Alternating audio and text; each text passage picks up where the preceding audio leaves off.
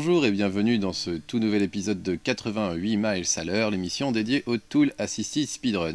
Alors aujourd'hui une émission un peu spéciale, elle risque d'être extrêmement courte, vu qu'il s'agit de Zelda 3. Je sais, vous allez dire mais Zelda 3, mais c'est un jeu qu'on ne peut pas faire en moins de 2 heures minimum. Et non, c'est un jeu d'aventure. Un jeu d'aventure ça n'existe pas, ça se fait pas vite, ça peut pas se faire en Tool Assisted Speedrun.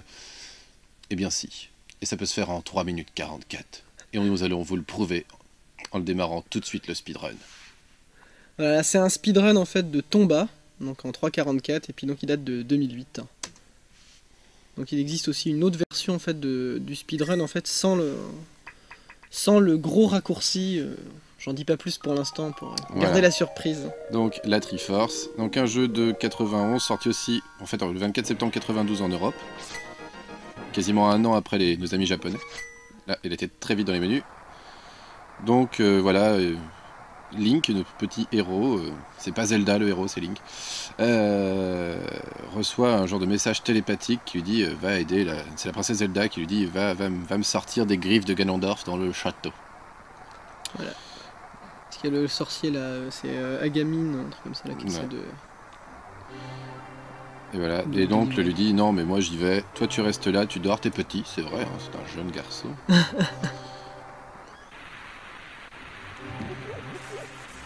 Voilà, Record 1917, c'est peu, en même temps 3 minutes 44, hein. Voilà. On peut voir tout de suite, il se passe des choses bizarres dans le jeu.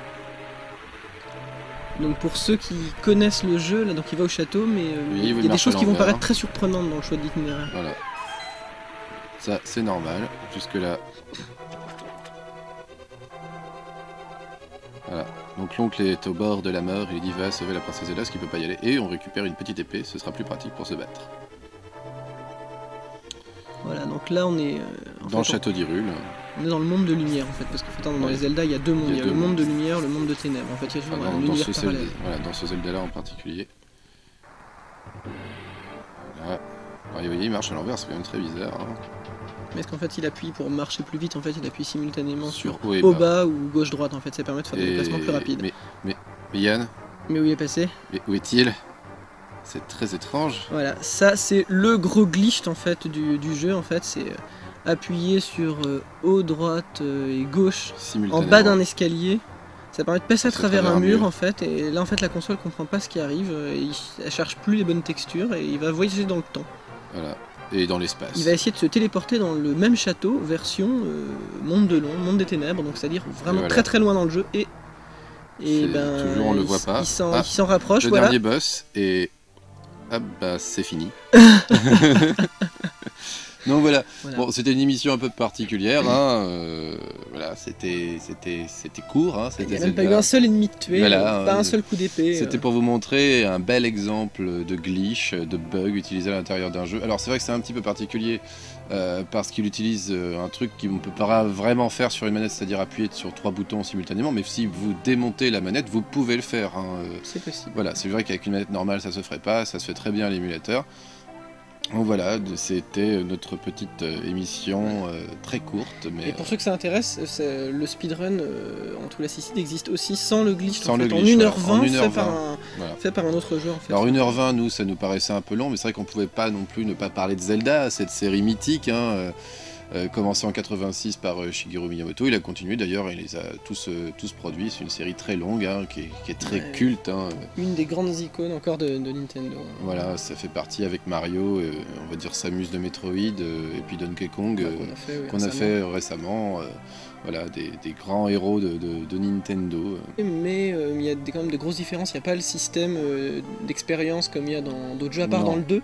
Voilà. Mais sinon, en gros, on explore de nouvelles zones, on trouve de nouveaux objets qui donnent accès à de nouvelles zones pour simplifier. Mais il n'y a pas, à proprement parler, à part des objets qu'on trouve comme des cœurs, il n'y a pas de level up. Y a pas de... Non, on peut trouver de nouvelles armes un peu plus puissantes. Voilà, mais ça reste des objets. C'est très limité. C'est comme ça que l'évolution est pensée, quoi.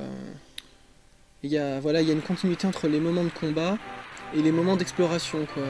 Il n'y a pas, par exemple, comme... Ce qui est bien, c'est que vous pouvez quand même voir la fin du jeu, hein, pour ceux qui auraient pu commencer sans le finir, et je pense qu'il y en a eu quelques-uns. Il a sauvé tout le monde et tout. Il a été super rapide, hein, vraiment, il est très fort ce Link quand il veut. Hein. C'est vrai qu'il y a énormément de choses, il y a des nouveaux éléments en fait qu'on n'a pas pu voir là, le grappin qui est un objet qui arrive en fait dans le 3. Il y a les bombes, les bombes qui étaient déjà présentes mais qu'on a encore ici. C'était un excellent jeu, un jeu qui a été plébiscité par la critique à travers le monde. C'est très bien vendu, c'est plus de 4 millions. Plus de 4 millions d'exemplaires en 91 et 92. Il a toujours un record. Non, c'est pas lui. Non, c'est 64 qui a un record du monde. C'est Ocarina of Time, du jeu le plus vendu en 8 jours. Il a été réédité sur GBA et en WiiWare. Voilà. Et il est toujours en WiiWare, donc comme d'habitude, si vous avez une Wii et que vous voulez le télécharger, donc c'est pas très cher, mais vous pouvez le rejouer. C'est toujours un jeu qui est très bien, ça reste un jeu exceptionnel. Petite particularité, vu qu'on a un petit peu de temps sur la fin, c'était un jeu qui faisait 8 mégabits à l'époque. Attention, c'était la première cartouche. La norme était 4, la norme était plutôt 4 à l'époque. Voilà, et 8 mégabits, ça faisait quand même 1 mégaoctet. Faut le savoir, 1 mégaoctet jeu, voilà, vous avez Zelda 3. Alors, imaginez un petit peu, le travail est fourni pour 1 mégaoctet. Alors après, est-ce qu'on Même la vidéo est plus lourde. Il y a plus de fins que de jeu. Il y a plus de fins que de jeu, oui, c'est tout le problème. Alors c'est vrai qu'on aime bien les Zelda, par contre il faudra qu'on réfléchisse beaucoup en fait à si on doit faire un Zelda local, parce qu'en fait ils sont tous très longs, à part cette version avec le glitch, la plupart du temps c'est très long. Le Zelda 2 est pas très long, mais parce qu'il glitch beaucoup. Mais sur les 64, les opus 64, voilà, l'opus 64 est extrêmement intéressant, mais c'est près de 2 heures ou 3 heures. Voilà, même si c'est très rapide, c'est très impressionnant. C'est extrêmement impressionnant Ocarina of Time en moins de 3 heures. Déjà ça calme. Donc c'est en fait il a pas, donc c'est déjà le troisième, on a dit Zelda 3, mais le titre entier en fait c'est A Link to the Past en fait. Donc en Zelda 3 en fait c'est le raccourci qu'utilisent les joueurs souvent pour désigner cet opus. Parce que c'est le troisième peut-être. Voilà. Le premier en fait c'est sur NES en fait que ça commence. Celui sur NES qui est beaucoup plus proche finalement de celui-là. Dans le 2 tout premier sur NES. Le 2 est un petit peu différent, c'est plus proche d'un RPG avec un système d'expérience qu'ils ont ensuite abandonné s'ils sont essayés. Ils s'y remettront peut-être un jour. Je suis pas sûr en fait, parce que ça fait la particularité de ce RPG action-aventure. Ça fait partie des éléments. Alors j'ai lu 2-3 petites anecdotes sympas, on va en profiter. Le jeu en japonais avait beaucoup plus de références à la religion ou à Dieu qui ont été supprimées, plus ou moins, on va même dire censurées par Nintendo of America qui à l'époque voulait pas trop faire de publicité là-dessus. Et même le nom d'Abraham, c'est ça, le sorcier. En fait c'est un sorcier dans la version européenne et américaine, mais il s'agit d'un prêtre dans la version japonaise. Donc c'est vrai qu'il y a eu plein de petits détails comme ça qui ont été modifiés, réadaptés, on va dire, pour nos cultures d'occidentaux. Oui, c'est ça, c'est Agrani. Ah, Excalibur. Une vraie épée. Ça, on retrouve ça par contre dans beaucoup de RPG. Son Excalibur, une épée quand même. Voilà, une vraie épée quoi. Voilà, une vraie épée. Une épée de fin qui est forcément bien cachée.